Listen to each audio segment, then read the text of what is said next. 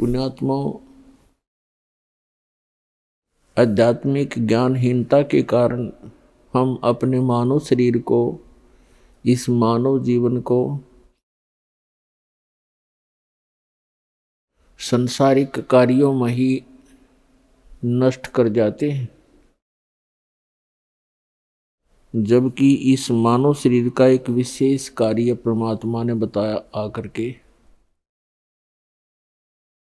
कि मनुष्य जीवन केवल परमात्मा की भक्ति के लिए प्राप्त हुआ है। यदि आप जी परमात्मा की भक्ति करते रहोगे तो आपके सांसारिक कार्य भी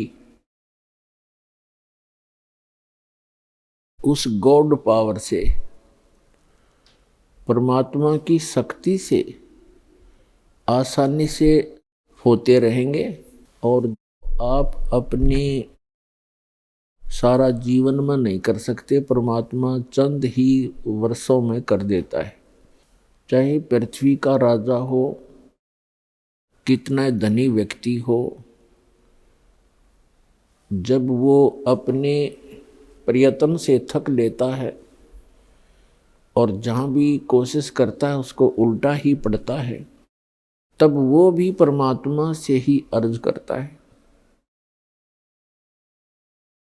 तो इसलिए परमात्मा कहते हैं यदि आप जी पहले ही मेरे से संबंधित हो जाओगे, मेरी पावर का कनेक्शन आपको मिल जाएगा, तो आपको फिर सदा वो सुख मिलता ही रहेगा जो परमात्मा देता है। जब हम दुखी होते हैं परमात्मा की खोज करते हैं। आत्मा को ये पूरा ज्ञान है कि जो सुख भगवान दे सकता है वो इंसान नहीं दे सकता। चाहे राष्ट्रपति से भी आप मेल कर लो, उसकी भी असमर्थता होती है, लेकिन परमात्मा की डिक्शनरी में, परमात्मा के शब्दकोश में असंभव शब्द नहीं है। इसलिए उस परमेश्वर ने आके स्वयं ही यथार्थ ज्ञान बताया है, क्योंकि जब तक भगवान आकर स्वयं ज्ञान नहीं देते तब तक इस काल भगवान के द्वारा भ्रमित संत, साधु, फकीर, ब्राह्मण, मुल्ला काजी, ये जो भी जिस धर्म का प्रवक्ता है, वो काल प्रेरणा से और अज्ञानता के कारण वो इस काल भगवान की ही महिमा बताता है, जो ना सुख दे सकता है, केवल दुख ही दे सकता है। यदि कोई व्यक्ति आम की महिमा बताकर और बबूल का बीज दे देता है कीकर का, वो गुण तो गा रहा है आम के कि शीतल छाया होती है, कांटे रहित होता है, मीठे फल लगते हैं। आम के गुणों में तो ऐसा ही लिखा है, लेकिन बीज बबूल का बो देने से, बीज देने से वो उसको कांटे ही प्राप्त होते, आम नहीं प्राप्त हो सकते। ठीक इसी प्रकार जितने भी परमात्मा से अपरिचित ऋषि, महर्षि, ब्राह्मण, गुरु, मुल्ला, काजी, पीर हुए हैं, वो चले तो थे आम की खोज में, लेकिन काल प्रेरणा से प्रेरित ये अन्य ऋषि महर्षि मिल जाने से उन्होंने बबूल बोली, किक्कर बीज ली आम के धोखे में। तो पुण्यात्मा वो किक्कर इतनी बीज दी कि इस दास के लिए उन सब को साफ करना कठिन हो रहा है। अब हमें उस आम की महिमा का पता चला। अन्य संतों ने जो जानकारी दी, उनका इतिहास, उनका अनुभव, उनके प्रवचन सुने और पढ़े, तो पता चला कि वो गुण तो गाते आम का और बीज बो रखा है बबूल का, तो उनके अनुयायियों को सुख हो ही नहीं सकता। वो पूर्ण परमात्मा की महिमा, सत्य पुरुष, अमर पुरुष, अकाल मूर्त की महिमा सुनाते हैं।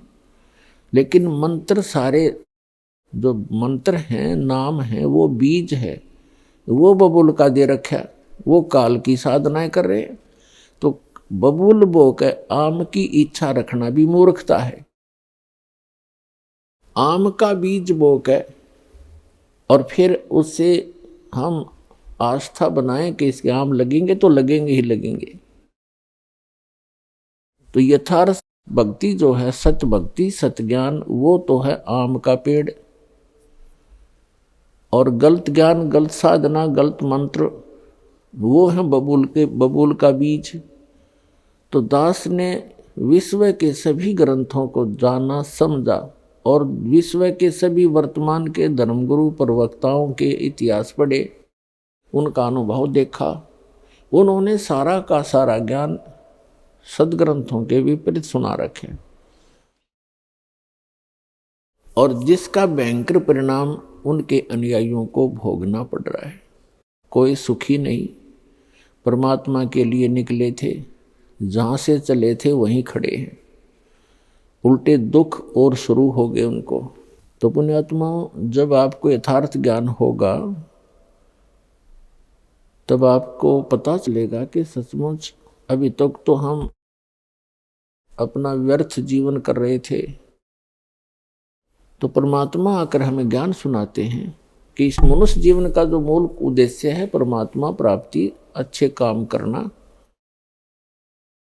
और अपना निर्वाह के लिए भी प्रयत्नशील रहना। और निर्वाह भी भगवान ही दया बख्शेगा तब होगा। वैसे तो जब तक आपको पूर्ण परमात्मा नहीं मिलते, आपको केवल आपका संस्कार ही मिल रहा होता है। संस्कार बनता है पूर्व जन्म के शुभ और अशुभों से। जिनके अशुभ अधिक हैं उनको दुख घने हैं, जिनके शुभ ज्यादा हैं इस किस्मत में तो उनको सुख मिल रहा है। और जिनके संस्कार में, जिनके प्रारब्ध के अंदर, किस्मत के अंदर सुख है, वो चाहे कोई साधना कर रहे हैं या ना कर रहे हैं और कितने पाप कर रहे हैं, तो वो सुखी ही नजर आते हैं हमारे को। क्योंकि उनके पूर्व जन्म की वो बैटरी चार्ज है जो उसने पहले जन्म जन्मांतर में कर रखी है। अर्थात शुभ कर्म संचित कर रखे हैं, संग्रह कर रखे, और वो उसके काम कर रहे हैं। अब चाहे वो भक्ति करे या ना करे, उसको वो तो मिलेगा ही मिलेगा। और जिस दिन वो पुण्य समाप्त हो जाएंगे, उसकी वह बैटरी डिस्चार्ज हो जाएगी, क्योंकि आगे चार्जर ठीक नहीं। भविष्य की जो भक्ति है वो शास्त्र अनुकूल नहीं है,